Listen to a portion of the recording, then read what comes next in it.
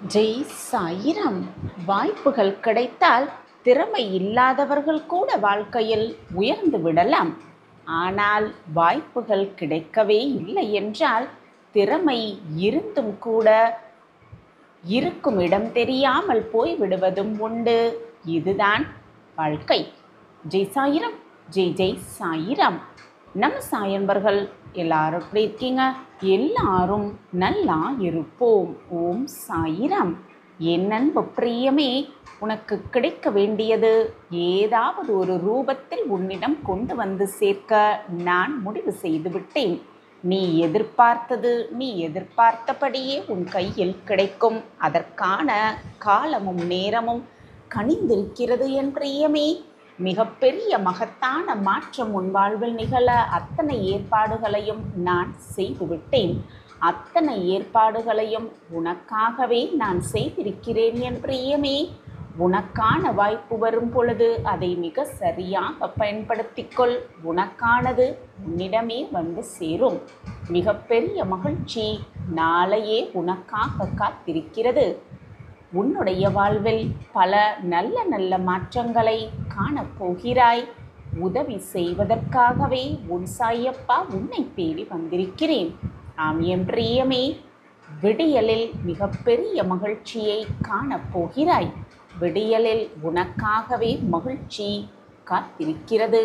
வாய்ப்பை மிக சரியாக பயன்படுத்திக்கொள் என் பிரியமே. வாழ்க்கையில் வாய்ப்பை பயன்படுத்தினால் வெற்றிகரமாக ஜெயிக்கலாம். உன்னை விமர்சிப்பவர்களை கண்டு கொள்ளவே கொள்ளாதே என் பிரியமே. விமர்சனம் செய்பவர்களை கண்டு கொள்ளவே கொள்ளாதே.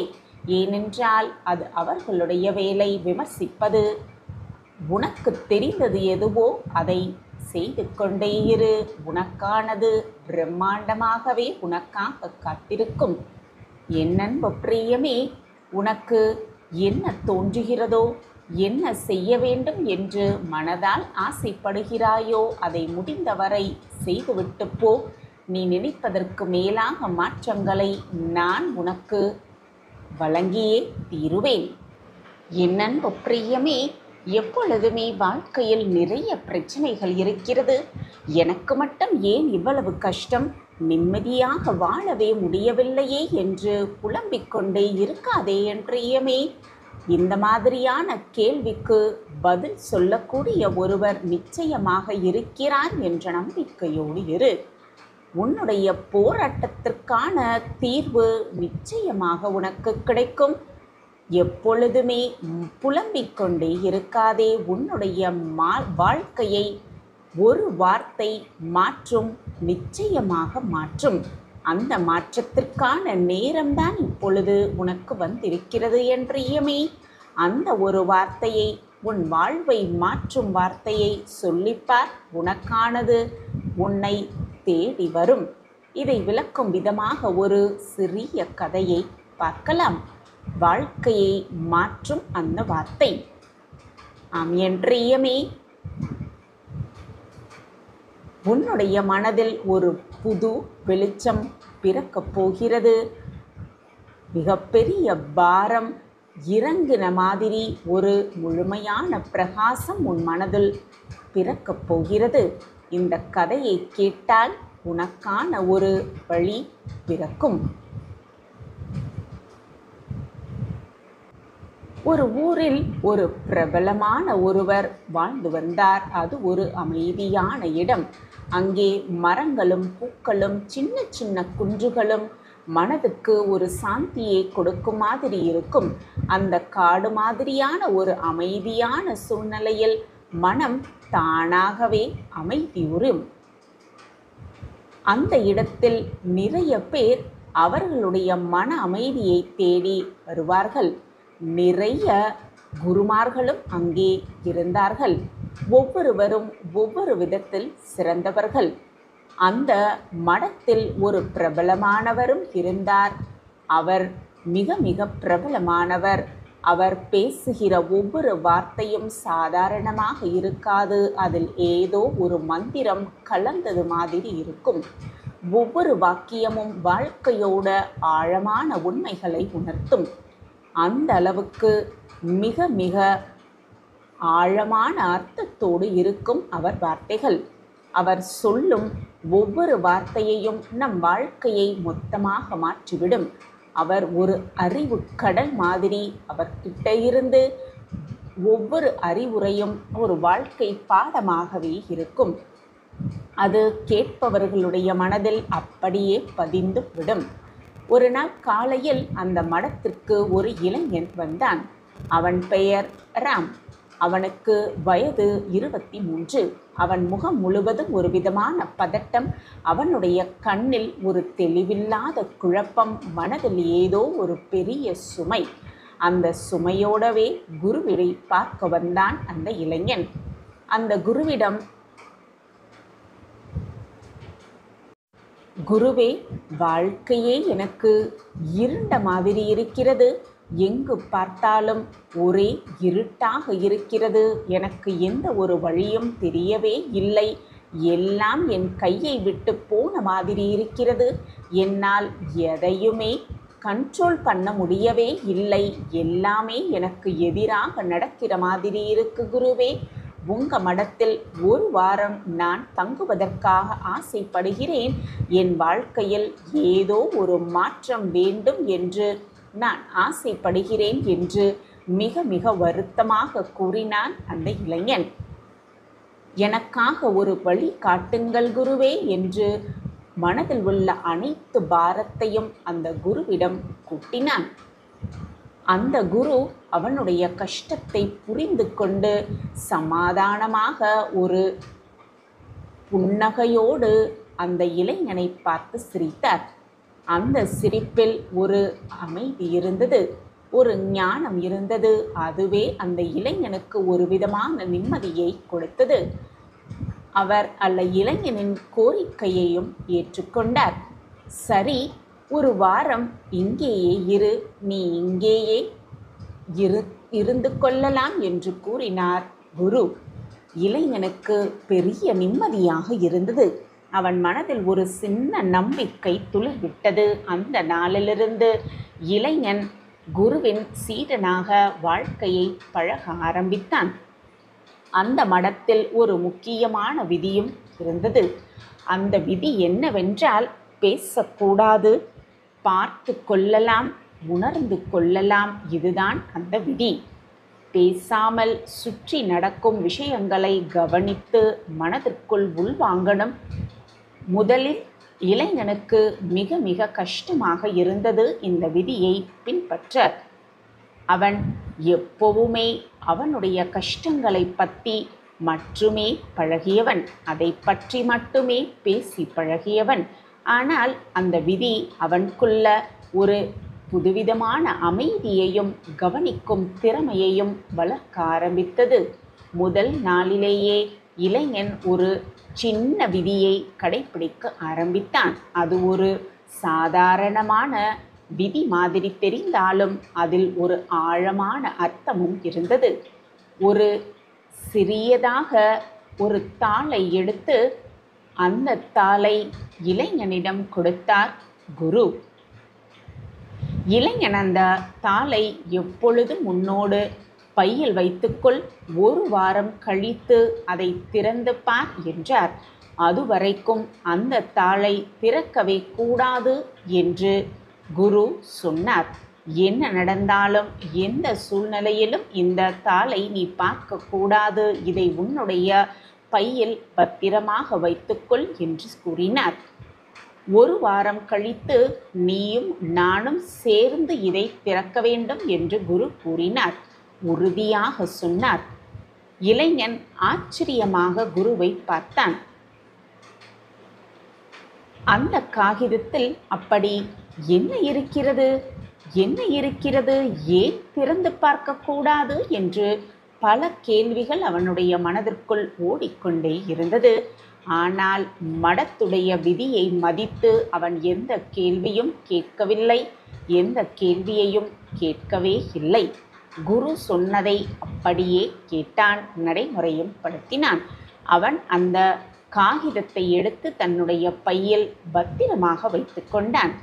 அந்த காகிதம் அவனுடைய பையில் இருக்கிறதே அவனுக்கு ஒரு விதமான அனுபவமாகவே இருந்தது. அவன் அந்த காகிதத்தோடு குரு சொன்னபடி 7 நாள் தவம் செய்தான். அவன் மனதில் அந்த காகிதத்தில் என்ன இருக்கிறது என்ற ஒரு ஆர்வம் மட்டும் கடைசி வரை இருந்தது. 7 நாட்கள் இளைஞனுக்கே புரியாமல் அவன் மனதிற்குள் ஒரு பெரிய மாறுபாடு வந்தது. முன்பெல்லாம் தூங்க முடியாமல் மனதில் ஒரு விதமான உறுத்தல் இருந்து கொண்டே இருந்தது இளைஞனுக்கு. இப்பொழுது மெதுமெதுவாக அது குறைய ஆரம்பித்ததை அவன் உணர்ந்தான். அவன் மனதில் ஒரு விதமான அமைதி வந்தது. சின்ன சின்ன விஷயங்கள் கூட சந்தோஷப்பட ஆரம்பித்தான் இளைஞன். இயற்கையோடு இணைந்து வாழவும் ஆரம்பித்தான். தினமும் காலையில் குருவோடு சேர்ந்து தியானம் பண்ணுவது, மடத்து வேலைகளை செய்வது, அமைதியாக இருந்து சுற்றி நடக்கும் விஷயங்களை கவனிப்பது, இதெல்லாம் ஒரு விதமான நிம்மதியை கொடுத்தது இளைஞனுக்கு. மனது சாந்தமாக, கொஞ்சம் நிம்மதியாக, ஒரு தெளிவான மனநிலைக்கு வர ஆரம்பித்தான் இளைஞன். அவன் முகத்தில் இருந்த பதட்டம் மறைந்து ஒரு அமைதி குடிக்கொண்டது. ஆனால் அந்த காகிதம் ஒரு விதமான நம்பிக்கையையும் அவனுக்கு கொடுத்தது. 7 நாள் கழித்து குரு இளைஞனை கூப்பிட்டார். ரொம்பவே ஆர்வமாக குருவின் அருகில் சென்றான் இளைஞன். குரு புன்னகையோடு சொன்னார், இப்ப அந்த காகிதத்தை எடுத்து திறந்து பார் என்றார். இளைஞன் மிக மிக பதட்டமாக, ஆனால் ஒரு பெரிய ஆவலோடு அந்த காகிதத்தை பையிலிருந்து கையில் எடுத்தான். அவன் கை ஒரு விதமான நடுக்கம் ஏற்பட்டு நடுங்க ஆரம்பித்தது. அவன் அந்த காகிதத்தை மெதுவாக மிக மிக கவனமாக திறந்தான். அந்த காகிதத்தில் ஒரே ஒரு வரி மட்டும் தெளிவாக எழுதி இருந்தது.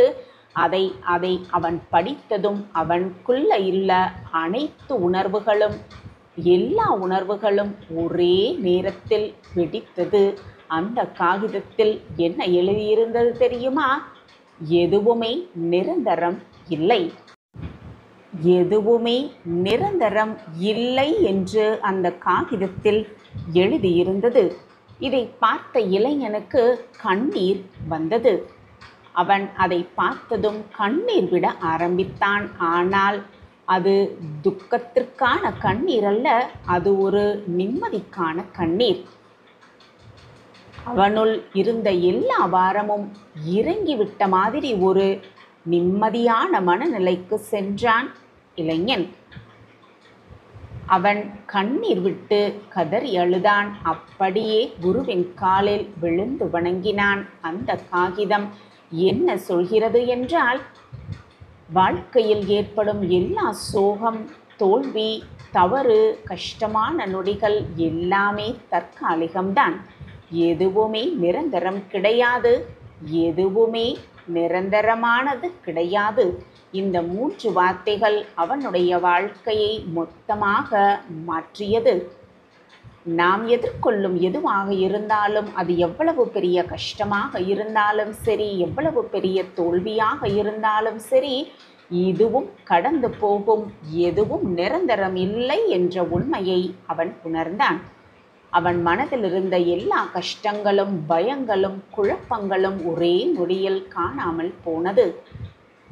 அவனுள் ஒரு புதுவிதமான சக்தி பிறந்தது.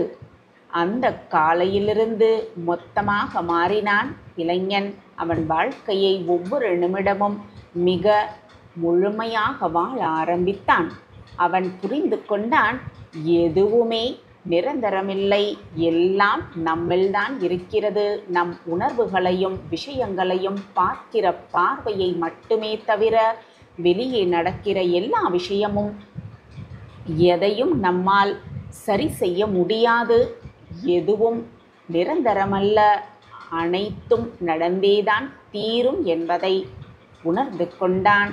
அந்த விஷயத்தை எப்படி நாம் உள்வாங்குகிறோம், எப்படி பிரதிபலிக்கிறோம் என்பது அனைவரின் கையில் இருக்கிறது என்பதை அவன் புரிந்து கொண்டான். அவனுக்கு ஒரு பெரிய விடுதலையை கொடுத்தது. இளைஞன் 1 வாரம் கழித்து மடத்தை விட்டு கிளம்ப வேண்டிய நேரமும் வந்தது. கிளம்புவதற்கு முன்பாக அவன் குருவை ஒரு கடைசியாக கேள்வி கேட்டான். அந்த கேள்வி அவனுடைய மனதிலிருந்த கடைசி சந்தேகத்தையும் தீர்த்து வைத்த மாதிரி இருந்தது.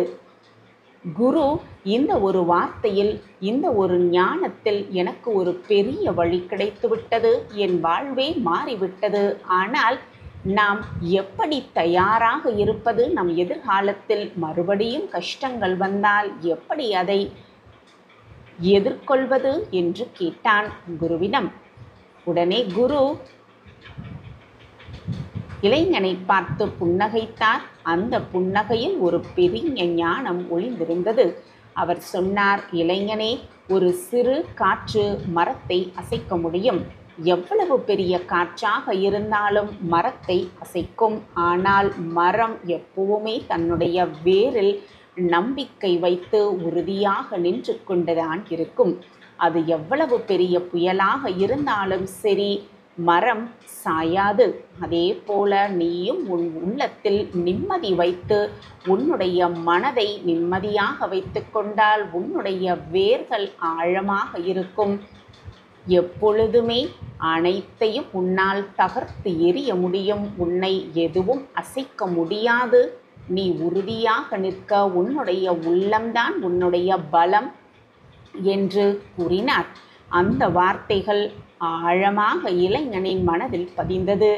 அது வெறும் அறிவுரை அல்ல, அது வாழ்க்கை பாடம் என்று புரிந்து கொண்டு குருவுக்கு நன்றி சொல்லிவிட்டு புது மனிதனாக புது வாழ்க்கையை நோக்கி புறப்பட்டான் இளைஞன். நம் வாழ்க்கையில் என்னதான் கஷ்டம் வந்தாலும், எவ்வளவு பெரிய சவால்களை நாம் எதிர்கொண்டாலும், ஒரு முக்கியமான விஷயத்தில் எப்பொழுதுமே நாம் நினைவில் வைத்து கொள்ள வேண்டும், இதுவும் கடந்து போகும், எதுவுமே நிரந்தரம் அல்ல என்ற உண்மையை. இந்த ஒரு வார்த்தை அனைவர் வாழ்வையும் மாற்றும், நிச்சயமாக மாற்றும். எந்த கஷ்டம், எந்த சோகம், எந்த தோல்வியும் நிரந்தரம் இல்லை. வாழ்க்கையில் முடிந்தது முடிந்ததாகவே இருக்கட்டும். வாழ்வே முடிந்துவிட்டது என்று அர்த்தம் கிடையாது. அனைத்தையும் மாற்றி காட்டுவது காலம் என்ற உண்மையை புரிந்து கொள்ளலாம். வாழ்க்கையை மாற்றும் மிக அற்புதமான வார்த்தையை தெரிந்து கொண்டு எதுவும் நிரந்தரம் அல்ல என்பதை புரிந்து கொண்டு வாழ ஆரம்பித்தால் எல்லாமே மிக நன்றாகவே இருக்கும். மற்றவர்கள் உடைந்து விட்டான் என்று நினைக்கும் பொழுது மறுபடியும் எழுந்து நிற்பதுதான் மகத்தான வெற்றி. அப்படி நின்றால் எதிரியும் உன்னை பார்த்து நடுநடுங்கி விடுவார்கள். உன்னுடைய வருங்காலத்தை பற்றி கவலைப்படாதே என்றியமே. உன்னுடைய வருங்காலத்தை பற்றி கவலையே படாதே. அதை சிறப்பாக மாற்றுவதற்காக நீ நிகழ்காலத்தில் உழைத்து கொண்டிருக்கிறாய் என்பதே உண்மை. உன்னுடைய வாழ்க்கையை அடிக்கடி திரும்பி பார்த்து கொண்டே இரு. உன்னுடைய வழிகளும் அதனை கடந்து வந்த வழிகளும் உனக்கு புது நம்பிக்கையை தரும். அடைந்த வெற்றியை நினைத்து மகிழ்வதை விட கடந்து வந்த தோல்வியை நினைவில் வைத்து செயல்பட்டால் வாழ்க்கை என்றுமே மகிழ்ச்சிகரமாகவே இருக்கும். பாதை எங்கே போகிறது, எப்படி போகிறது என்று பார்க்காதே என்றியமே. போகின்ற பாதை சரியானதா என்று திரும்பி பார். போக வேண்டிய இடத்தை சரியான நேரத்தில் நிச்சயமாக உன்னால் அடைந்துவிட முடியும். உண்மையில் நீ அனுபவிக்கும் கஷ்டங்கள் உன்னை ஒன்றும் செய்வதே இல்லை. கஷ்டங்கள் எதுவுமே செய்வதில்லை. உனக்குள் தோன்றும் அதை பற்றிய பயம்தான் உன் மனதை கலக்கி அறிவை குழம்பி உன்னை நிலைக்குலைய செய்துவிடுகிறது என்பதுதான் நிச்சயமான உண்மை. எதை கண்டும் பயப்படாதே. உனக்கு துணையாக உன்னப்பா நான் உன்னோடு இருக்கிறேன் என்ற நம்பிக்கையோடு இரு. முடிக்க முடியாத காரியத்தையும் முடித்து வைக்கும் அந்த நம்பிக்கையே நான் அனைத்தையும் உனக்கு சாதகமாக நடத்தி வைக்கிறேன். அப்பா மீது முழுமையாக நம்பிக்கை இருக்கிறதல்லவா? அப்படி என்றால் தைரியமாக இரு, நம்பிக்கையோடு இரு, தன்னம்பிக்கையோடு இரு, விடாமுயற்சியோடு இரு. எல்லாம் ஒரு நாள் மாறும். எதுவும் இங்கு நிரந்தரமே அல்ல என்பதுதான் நிச்சயமான உண்மை.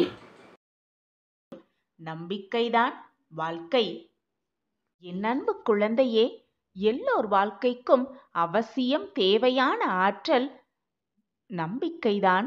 உயிரில்லாத உடலுக்கு மதிப்பு குறைவது போல நம்பிக்கையில்லாத மனிதனுக்கும் மதிப்பு குறையவே செய்யும். பலரது வாழ்க்கையை மாற்றும் வலிமை நம்பிக்கைக்கு மட்டுமே உண்டு. நம்பிக்கைதான் வாழ்க்கையே. வாழ்க்கை என்னும் ஆற்றை நம்பிக்கைக்கு மட்டுமே உண்டு. வாழ்க்கை என்னும் ஆற்றை நம்பிக்கை என்னும் நீச்சல் தெரிந்தவர்கள் மட்டுமே சுலபமாக கடக்கிறார்கள். மற்றவர்கள் கரையிலேயே வீழ்ந்து கிடக்கிறார்கள். இதுதான் நம்பிக்கையின் நியதி. என் அன்பு பிரியமே, கஷ்டத்தில் வரும் துன்பத்தை விட கஷ்டம் வந்துவிடுமோ என்ற பயத்தால் வரும் துன்பமே மிக அதிகம். பயப்படாமல் இரு. எது வந்தாலும் பார்த்து விடலாம் என்று தைரியமாக செயல்படு. நம்பிக்கையால் மட்டுமே இதை நினைக்க முடியும், செய்ய முடியும். நம்பிக்கையோடு இரு. நம்பிக்கைதான் வாழ்க்கையே. நம்பிக்கை எங்குமே இருக்கிறது. நமக்குள் இருக்கிறது, நம்மை சுற்றி இருப்பவர்களிடம் இருக்கிறது, புத்தகங்களில் இருக்கிறது, கடவுளிடம் இருக்கிறது, நம்மை சுற்றி நடக்கும் சிறு சிறு சம்பவங்களிலும் இருந்து கொண்டுதான் இருக்கிறது.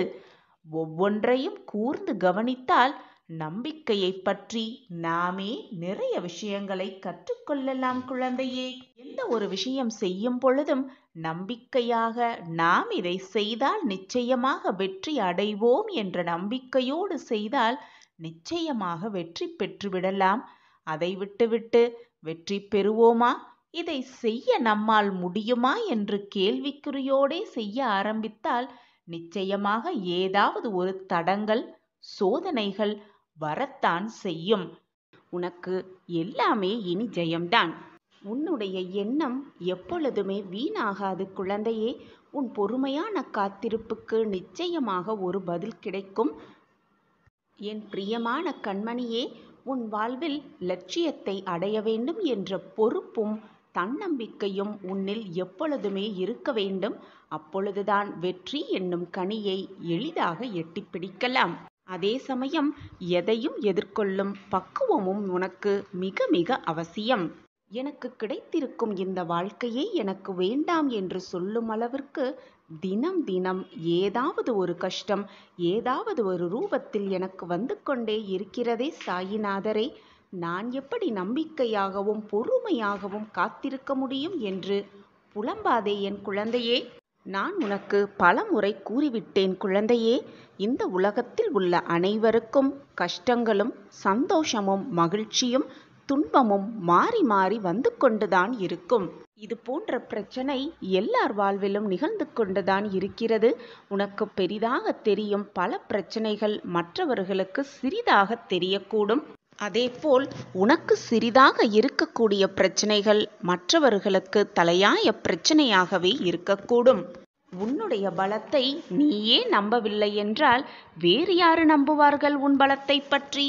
எனவே என் கண்மணியே, மன தைரியத்தோடும் நம்பிக்கையோடும் நிதானமாக எதிலையுமே செயல்படு. அப்பொழுது உன் மனதும் லேசாகும், உன் வாழ்க்கையும் வெற்றிகரமாகவே அமைந்துவிடும்.